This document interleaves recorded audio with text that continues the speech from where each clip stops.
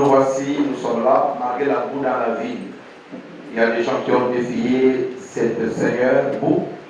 Oh Dieu, cette pluie pour se retrouver dans ta présence. C'est la preuve que nous aimons ta parole. Et nous venons pour être, oh Dieu, réprimandés. Nous venons pour être ramenés. Nous venons pour être consolés. Nous venons pour être guéris. Nous venons pour avoir des solutions à nos problèmes. C'est pour cette raison que nous sommes là. Alors sois ici dans cette salle avec nous, comme nous venons de les chanter, Seigneur. Quand tu es présent, la victoire est assurée.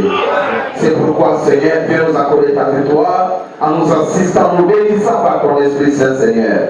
Oh Dieu bien-aimé, je chasse l'esprit de l'envoûtement, toute distraction, l'odeur, fadeur, l'indifférence, que cela puisse quitter Seigneur au nom de Jésus-Christ.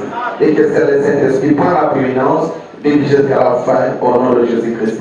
Amen. Merci.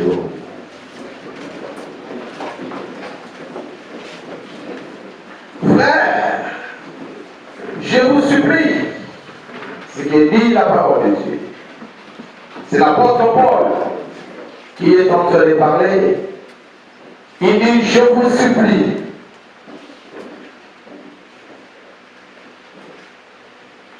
Donc, par la compassion de Dieu, de présenter vos corps comme un sacrifice vivant. De présenter vos corps au Seigneur comme un sacrifice vivant que vous lui avez donné, vos membres, votre chair, votre âme, de le présenter à lui comme un sacrifice vivant, saint, et que Dieu peut éprouver. Parce que après lui présenter vos corps comme un sacrifice vivant, saint, Dieu doit l'éprouver. Doit éprouver ou en l'autre terme, il doit accepter cela. Parce que nous voyons dans la Bible, dans l'Ancien Testament, quand on apportait un sacrifice en Dieu, ça devait être un sacrifice sans défaut. Ce qui faisait que les sacrifices avec défaut, c'était interdit de le donner à Dieu. Par exemple, vous amenez un agneau qui a un œil percé ou un agneau boité. C'était interdit. Dieu ne pouvait pas prendre cela. Amen. C'était un sacrifice avec défaut. Et ça ne pouvait pas être éprouvé. Approuvé par Dieu plutôt. Et c'est pareil avec nous. Comme souvent tendance sous la poussive de beaucoup d'entre nous. Nous ne voulons pas servir Dieu quand nous sommes en bon état, quand nous sommes en bonne santé, quand nous sommes jeunes, quand Dieu nous appelle, on le vise. On veut d'abord faire nos vies. On veut d'abord vivre quand nous voulons. C'est quand tu es déjà fatigué, tu as mal au dos, tu as une date élevée. C'est en ce temps-là que tu penses que je dois maintenant devenir chrétien. Mais tu as passé toute une jeunesse sans servir Dieu, sans te donner à Dieu. C'est encore, ou bien c'est quand tu sens que là tu es malade, ou peut-être que c'est la paralysie, ou peut-être que c'est le sida, ou peut-être je ne sais pas quelle maladie. Alors, au moment où tu n'as plus d'espoir, c'est en ce moment-là que tu penses à Dieu. Et quand tu as comme la force, par exemple, je vais dire quelque chose ici. Vous avez une personne, quand il est jeune, il courait derrière les femmes, derrière les hommes. Il n'avait pas le temps de Dieu. Pourquoi? Il doit d'abord satisfaire son corps. C'est quand il est déjà fatigué et qu'il est vieux. Il sait que lui, il sait qu'il ne peut plus rien faire. Il a tout dépensé. Toute l'énergie est partie. Il n'a plus envie de ça. Il n'a plus envie de voir. C'est à cet état qu'ils vont là maintenant, je vais servir Dieu. Mais non. Non, là vous n'avez pas fait de sacrifice. Amen. Vous-même, vous savez que vous êtes utile. Parce que si tu étais encore vigoureux, tu allais continuer. Ce qui a fait que tu arrêtes, parce que tu es déjà faible. C'est ça la vérité. C'est pourquoi Dieu veut que pendant que vous avez la force, vous avez tous ces sens, un sacrifice. Non, je ne veux plus moi. Je ne veux plus courir les femmes. Je prends mon corps, je donne ça au Seigneur. Ce serait un sacrifice vivant. Sans défaut. Et que Dieu peut approuver. Amen. Ok. Un service sacré que vous offrez en utilisant votre raison. Et ne vous laissez plus modeler par ce monde. Ne vous laissez plus modeler. En d'autres termes, suivre la mode. Vivre selon la mode. Ne vous laissez plus être modélé par le monde. Mais transformez-vous en renouvelant votre manière de penser. Il doit y avoir la différence. Quand tu es chrétien, la manière que tu pensais autrefois et la manière que tu penses maintenant, ça doit être deux choses différentes. Tu dois renouveler votre manière de penser sur Dieu ou sur sa parole. Afin de pouvoir vérifier personnellement quelle est la volonté de Dieu. Ce qui est bon, ce qui convient, ce qui est parfait. C'est ce que le Saint-Esprit nous demande. Et nous avons parlé ici, le vendredi, que nous ne sommes pas là pour vanter, pour se vanter de nos ancêtres. Non, nous sommes nés dans la gâchis. Nous sommes nés dans le péché. Nous sommes nés dans tout ce qui est mauvais. C'est-à-dire, à partir de notre naissance, sans la transformation, nous sommes perdus. Parce que nous sommes nés dans le péché et qu'on vit dans l'iniquité. Et nous sommes nés dans quelle famille? Nous avons quelle lignée devant nous? Nous sortons de quelle lignée? Quels étaient nos ancêtres? Qu'est-ce qu'ils faisaient? Si Dieu suivait cette influence au travers d'eux, alors nous sommes déjà déclassés. Nous sommes exclus du royaume de Dieu. Voilà pourquoi le Seigneur veut dans ce monde. Lui qui était rabbi, qui était maître de la loi, a dit à Nicodème, si vous mourrez dans cet état, vous ne verrez pas le royaume de Dieu. Pour voir le royaume de Dieu, il faut naître. À d'autres termes, il faut que, voilà, c'est ça la pensée charnelle. Le Seigneur a dit à Nicodème, vous devez naître de niveau. Nicodème avec la pensée charnelle, il a commencé à demander à Jésus, comment cela est-il possible? Moi qui ai déjà vieux, j'ai les cheveux blancs, je vais encore retourner dans les ventres de ma mère pour aider. Je ne peux pas du tout me vanter chacun de mes ancêtres parce que l'arbre généalogique de ma famille et de mes ancêtres est affreux. Mes frères, Oui. il y a quelque chose dont je peux me vanter. Je peux me vanter de mon Seigneur Jésus qui m'a racheté. Amen. Je peux me vanter de mon Seigneur Jésus-Christ qui m'a racheté de cette famille-là.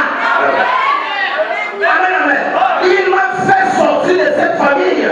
C'est ça que Dieu fait avec chacun de nous ici. Dieu vous fait sortir de votre famille. En d'autres termes, la nature qui est dans votre famille, cette nature ne peut pas se retrouver en vous.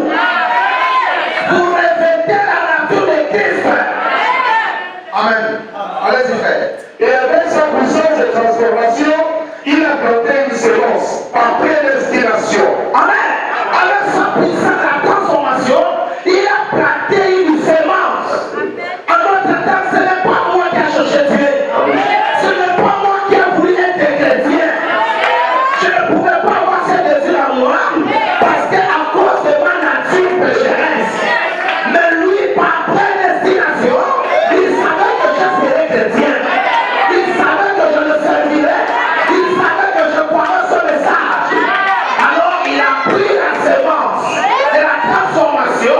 Il a placé ça dans mon cœur. Raison pour laquelle, peu importe dans quelle famille je me trouvais, peu importe où j'étais, à l'intérieur de moi il y avait une sémence. Le Seigneur savait que même si je suis ignorant, il y aura un temps, cette sémence qui est à moi va réclamer son longitude. Est-ce que ça veut dire amen à cela? La sémence qui est à moi doit me réclamer. Parce que tôt ou tard, vous devez manifester votre nature. Ce C'est quand même si vous faites semblant d'être des chrétiens. Vous pouvez faire semblant, vous ne ferez pas semblant éternellement. Vous allez finir par montrer votre vraie identité. Amen, amen. Il y avait l'histoire de cet aigle qui avait perdu un œuf. Vous connaissez l'histoire? Où un fermier voulait compléter les œufs de sa poule, il est parti prendre l'œuf de cet aigle pour venir le compléter.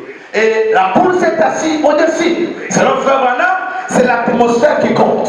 La chaleur. À cause de la chaleur de la mère poule, ça fait que tous les œufs puissent s'éclore. Alors, il y avait aussi l'œuf de l'aigle. L'aigle aussi est sorti parmi les poussins. Et tous ces étaient à la basse-cour.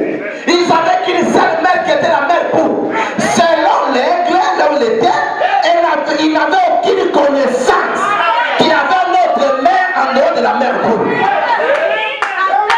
Même si cet enfant ne comprenait pas le langage de sa mère. Voyez, cet enfant a grandi avec beaucoup de difficultés. Mais laisse pas vous dire, il y avait tout le potentiel d'un aigle dans cet enfant. C'était mis depuis la création. Dès le départ, il n'était pas rien qu'il voulait. Dès le départ, il était un aigle. Mais malheureusement, il est né au milieu des poussins. Il a grandi avec difficulté en ne suivant la mère poule. Et il m'allait nourriture. Bon, frère madame dit, il mangeait juste pour vivre. Avec difficulté parce que l'aigle mange la nourriture fraîche. Mais le voilà en train de manger les asticots, les vers, il crève la terre, il trouvait ça sale. Mais il est né dans ça. Il ne connaît rien d'autre que ça. Et il a grandi ainsi jusqu'à 7 ans. Là où se trouvait sa mère s'est rappelée. Il dit, mais attendez, moi j'avais produit 2 œufs. Mais à partir de ce, je n'ai que un ici. Il y a un autre qui a disparu. Certainement, cet enfant se trouve quelque part. Même moi, la maman, je ne sais pas où il se trouve. Il est dans les bars partout. Il est dans les hôtels partout. Il voit les véhicules partout. Mais moi, c'est mon enfant. C'est mon sang. Je dois aller à la recherche de cet enfant là où il se trouve. Tu me dis amen?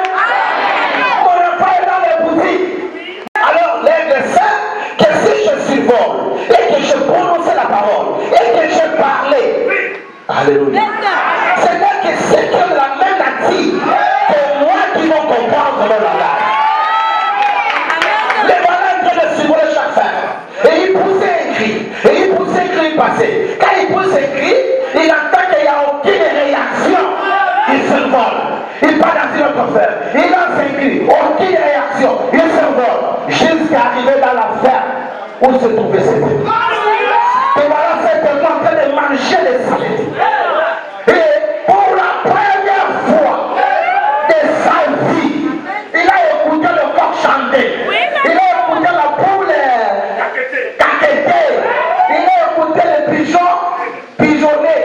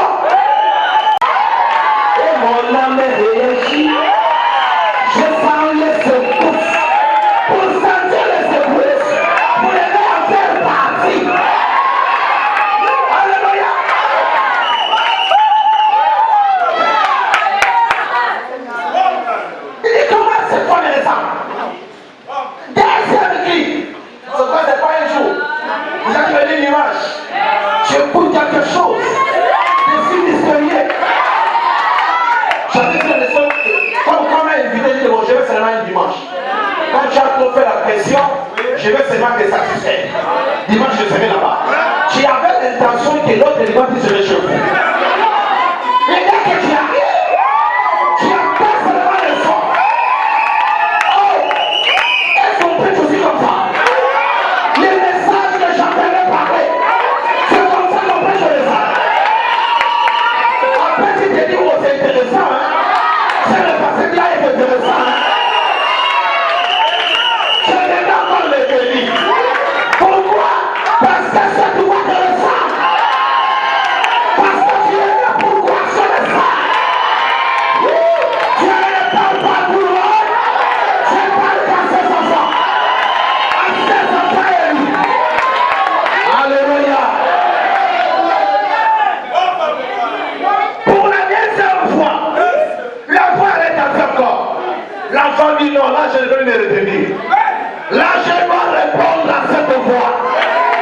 La profondeur appelle la profondeur.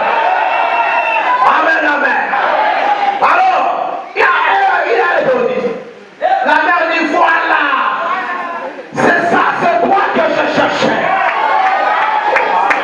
Je sillonnais partout, dans toutes les églises, dans tous les bars de Rwanda, dans tous les boutiques de Gabon. J'étais à la recherche de mon enfant qui était perdu dans ces choses ici. Je voulais t'avoir sous contrat. Ma fille, mon fils, là où tu te trouves n'est pas ta place. Tu n'es pas né pour manger ces choses-là. Tu n'es pas né pour manger le bois sacré. Tu n'es pas né pour manger toutes les cellules. Alléluia. Tu es un nègre. Tu es né pour manger la viande fraîche. Tu es né pour manger la parole de l'air. Alors, je suis venu t'appeler. Dis-moi, tout ce que tu me dis c'est vrai. Tout ce que tu prêches c'est la vérité. Mais je n'ai pas de force. Comment je vais quitter ici? Comment je vais laisser ces choses? Je suis déjà habitué avec ces choses. C'est ce que je mange tout le temps. C'est de ça que je vis tout le temps. Mais je vais quitter ça comment? Pour venir là où tu te trouves. Toi tu es dans les hôtels. Et moi je suis en bas. Je viens dans le monde. Je sais où je vais les choses du monde. Comment je vais faire pour quitter ces choses? Ce sont des questions. Je suis né dans le vin. Toute ma vie c'est le vin. Je fais que boire tout le temps. Je ne peux pas m'en passer parce que si seulement une seule chose, je ne bois pas. Toute ma famille, nous sommes dedans. Le vin sur le vin. Parce que je n'ai pas la force d'abandonner ça. Amen. Seigneur, tout ce que vous dites c'est la vérité. Mais je n'ai pas la force. Comment je peux faire pour être comme vous? Comment je peux faire pour m'envoler au-dessus de toutes ces choses? Alléluia. On nous dit qu'il a la parole, on ne porte pas les pantalons. Le parole ne se maquille pas. Le parole, on est naturel. Mais moi, je ne peux pas supporter. Parce que je vais vous prêcher la vérité. Mais je n'ai pas la force pour laisser les maquillages. Je n'ai pas la force pour abandonner les pantalons. Je n'ai pas la force pour abandonner les sexy. Je suis né dans ça, j'aime les sexy. La mère ne dit pas ça. Tu es capable. Dieu ne peut pas t'appeler sans que tu sois mettre les choses qu'il faut en toi, sachant qu'il va t'appeler. La mère lui dit tu es capable. Il dit tu peux quitter ces choses-là. Il me demande comment je vais faire pour quitter. Il dit regarde dans tes ailes. Tu as tes ailes. Tu as la parole et tu as le fruit. Alléluia. Tu as la parole et tu as l'esprit. Tu dois prendre la parole. Tu dois t'associer avec l'esprit. Mais c'est l'ensemble. Ce n'est pas toi qui quitteras ces choses. C'est pour les tu n'as aucune force pour abandonner toutes ces choses ici. Mais la parole de Dieu et le Saint-Esprit, la puissance de la transformation, quand cela vient en vous, cela rend toutes choses possibles. Cela rend les choses possibles. Il prend ça, bat tes ailes très fort. C'est un exercice, mais pas ça très fort. Tu vas te retrouver sur ces choses-là. Maman, je vais essayer. Pour la première fois. Il saute. Il est comme dans un livre comme ça. Il dit, maman, je fais quand même. Il dit, oui, tu l'as fait des fois, mais tu peux faire plus. Alléluia. Mais j'ai déjà abandonné ça, non? Mais j'ai déjà laissé ça, non? Non. Tu peux tout laisser. Quelqu'un peut dire amen à cela? Tu peux tout abandonner. Il n'y a pas à négocier. Avec le diable, il n'y a pas à négocier. Il n'y a pas de demi-chrétien. Il n'y a pas de demi-croyant. Dieu a un chrétien totalement. Le vrai croyant authentique, prédestiné, il reste attaché à la parole. Allez, c'est vrai. Les véritables croyants prédestinés sont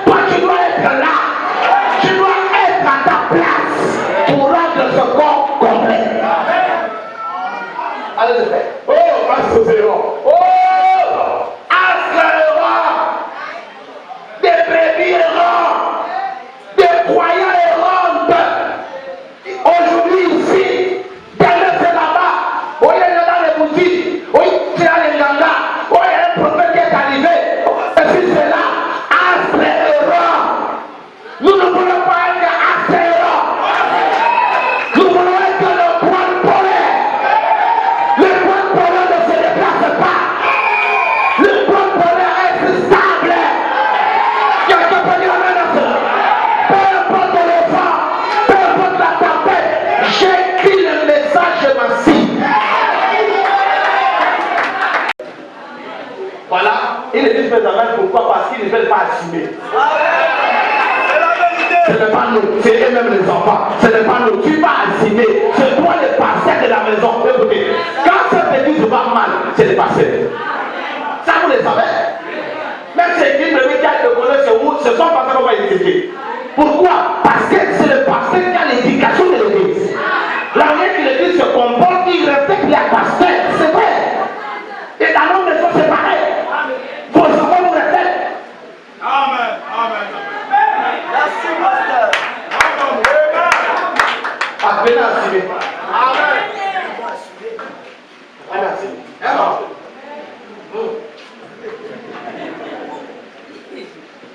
Quand j'avais combien d'enfants avec combien de maris? Je vous regarde en face, oui, vous regarde. Combien d'enfants avec combien de maris? Avec X, tant, 2. Il chasse. Y qui vient, 7. On voit les enfants d'une seule famille, mais chacun son visage. Et ce qui est bizarre, il y a eu le visage de Rwanda à l'intérieur.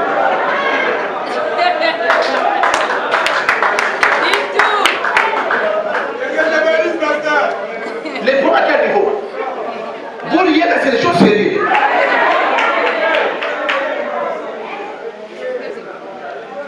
Il y a des Rwandais, il y a des Ougandais, des Congolais, des Camerounais.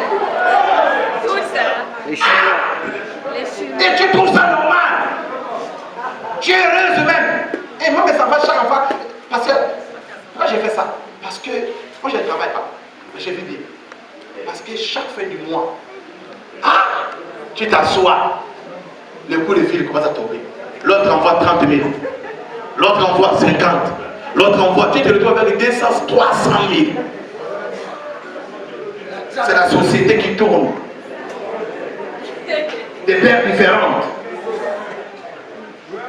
Oh, une femme est censée avoir un seul. Je vais vous le dire. Vous me faites la pitié pour que je travaille la pitié de vous. Je n'ai pas pitié. Je vous combats, après on va sortir. On va aller dehors là-bas. 3 choses qu'une femme doit garder jalousement. Lisez, elle ne veut pas savoir, les visages commencent à changer. Que je prêche, non? Les frères, que je prêche. Vous n'êtes pas que j'ai ça? 3 choses qu'une femme doit garder jalousement. 3. La première chose, elle s'appelle la virginité sacrée. La virginité, vous ne devez pas donner ça à n'importe qui. Ce qui fait votre force, la force d'une femme, c'est sa virginité.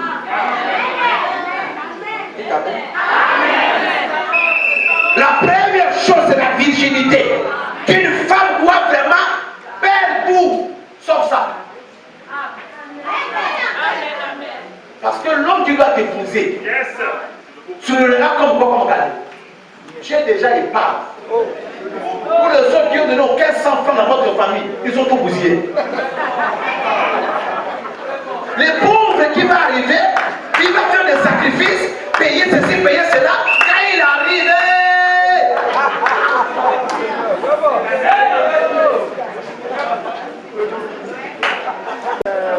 ils ne vont pas encore faire ça. C'est à eux. Quand tu n'es pas concerné, tu le sais. Alors, c'est un cadeau que tu réserves à ton mari. Après d'épouser, après tout faire, chérie, j'ai un cadeau pour toi. C'est quoi les cadeaux? Là, j'avais 6 ans, 27 ans. Alors, quand vous partez comme ça, il le sait. Oh, c'est comme ça. Oui, j'avais réservé ça uniquement pour toi. Parce que tu le mérites. Puis l'homme là, il sait que le monde n'arrête n'est pas parti. Cadeau. La souffrance que je me suis donnée là, il y avait raison. Aujourd'hui, ça m'a payé. Toi, tu vas donner quoi? Question.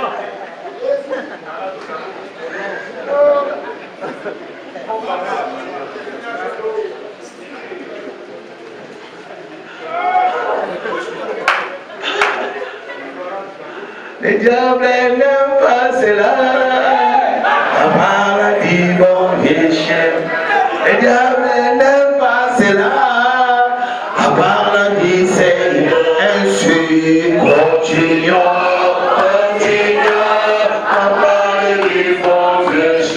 Frère, écoutez, j'ai dit que je n'ai plus de sentiments. Qu'est-ce que ce soit? C'est assez, c'est fini comme ça. Il y a des prédicateurs qui vont quitter la chair. J'ai dit ceci. Il y a des prédicateurs qui sont là. Elles ne sont pas tous là. Il y a des prédicateurs qui vont quitter la chair. Un prédicateur qui n'épouse pas une vierge n'a pas le droit de prêcher. Vous voulez que je répète?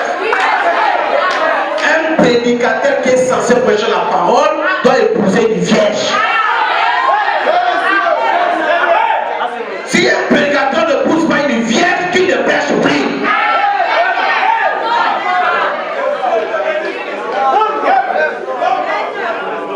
Donc on va maintenant balayer les choses. Plus de sentiments. La parole, c'est la parole.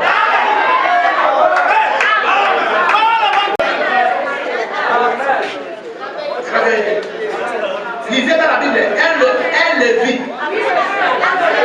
C'est Bible que je lisais.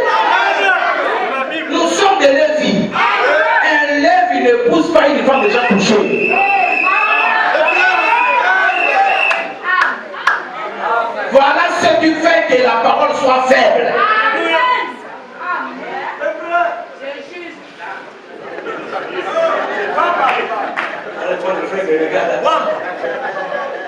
Oui frère, comment ça va vérifier? Demande à la soeur. Si ce n'est pas le cas, n'est pas vierge, quitte là.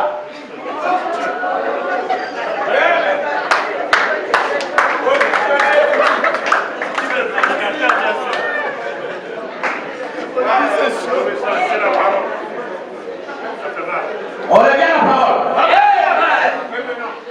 Tu vas épouser une vierge. Et encore plus, un prédicateur de la parole n'épouse pas une femme qui a des enfants.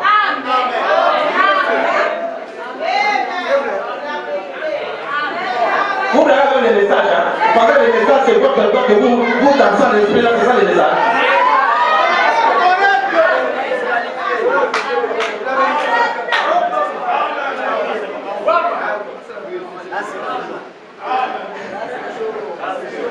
Donc, ils vont libérer. Libérer.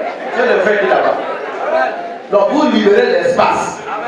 Quand vous voyez que ces chrétiens ne seront pas remplis, frère, soyez croyants au banc. Soyez croyants au banc. On a bien l'année. Écoutez, bon, maintenant, parce que quand ici de nous, avant de croire qu'il y avait déjà, vous n'êtes pas concernés. Je parle aux gens qui croient, qui sont là, des jeunes frères, qui ne sont pas mariés, mais qui prétendent, qui veulent prêcher la parole de Dieu. Voilà le critère d'un prédicateur.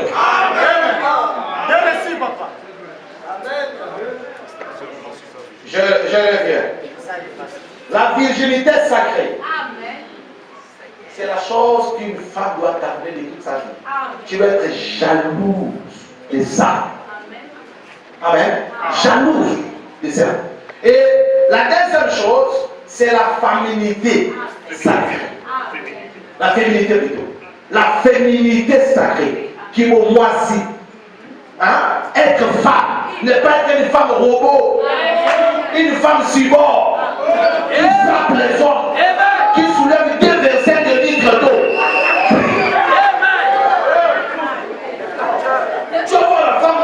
Une femme qui est ici, ici la poitrine est comme ça.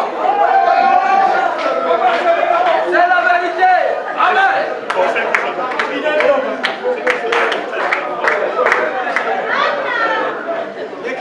Une femme qui est capable de bâtonner son mari. Il dit, là tu fais la bouche devant les gens, non? Attends qu'il parle. Tu vas les voir. Tu vas sentir.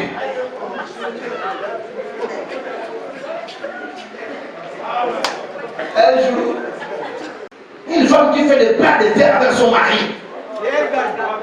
Hein? Tu vas voir, tu vas voir, tu vas voir, tu vas voir. Des fois, c'est elle qui commence à être.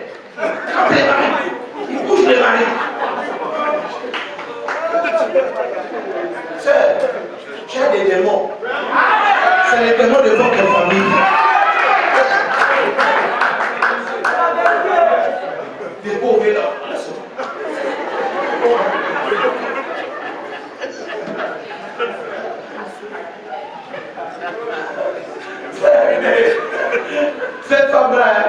Elle a perdu la familiarité sacrée.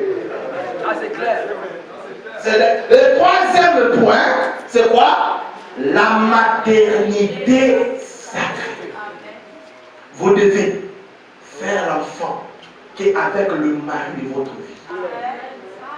La femme ne fait pas d'enfant ici, il fait l'enfant là-bas. Tu commences pas, on vient, tu jettes, il part, il jette, il part, il jette, 3, 4, 5, chacun de son père. Voilà les trois choses, on appelle ça les vertus d'une femme. Vous devez prendre une décision que pour faire l'enfant, j'attendais que l'homme de ma vie, celui qui m'épouse, qui m'honore. Amen. Voilà les trois vertus d'une femme. Qu'une femme doit jalouse de madame. Mais vous avez à combien? Et combien qui sont gaspillés? Tu le sais, la réponse est dans ton cœur. Tout est pollué. Allez-y mon frère, tu peux dire la parole. Astra. Oh, Astra est grand. Paragraphe 167. C'est là où on est. J'étais sorti déjà. Oui, ça va bouger. Combien de temps allez-vous encore errer? Combien de temps, le prophète demande, combien de temps vous allez encore heureux? Oui. Vous, méthodistes, baptistes, presbytériens, Jean du Nord, qui que vous soyez, Oui. les astres errants d'une église à une autre, Des astres errants d'une église à une autre. Oui. d'un lieu à un autre, D'un lieu à un autre. d'une télévision à une autre. D'une télévision à une autre. Les raisons du fait qu'il ne vient pas les réunions les mercredis, le dimanche, parce qu'il y a un sérieux à passer. Parce qu'il y a les matchs. Quand il y a les matchs, on ne vient pas à l'église. Amen. On doit rester devant la télé. Tu n'es pas venu à l'église pas parce que tu es vraiment péché. Mais juste tu es devant la télévision, les films que tu regardais ont tellement de goût. Que non, tu ne vas pas aller de l'église passer. Tu préfères rester à la maison, regarder la télévision que de venir écouter la parole de Dieu. Amen. C'est ça le monde moderne. Allez-y mon frère. D'une télévision à une autre, d'un monde à un autre monde. Pourquoi ne revenez-vous pas à la maison? Pourquoi ne revenez-vous pas à la maison? Astre errante de faire toutes ces choses que nous venons de mentionner ici. Pourquoi ne pas prendre une décision? Si vous êtes errant, parce que vous n'avez pas la parole de Dieu en vous, revenez à la maison, revenez chez vous. Vous êtes des aigles. Vous avez été mis dans ce monde pour faire la différence. Revenez à la maison. Allez-y mon frère. Il désire ardemment communier avec vous. Il s'élanguit de vous. Oui. Il veut vous transformer par le renouvellement de votre esprit. Il veut vous transformer. Il veut vous changer. Alléluia. Il désire ardemment communier avec vous. Pas pour une église. Mon Dieu. Pas pour une église. Je ne suis pas croyant parce qu'il y a une église. Je suis croyant parce que je crois la parole de Dieu. Alléluia. Et pour sa propre parole, que moi j'en fais partie. Et vous en faites partie.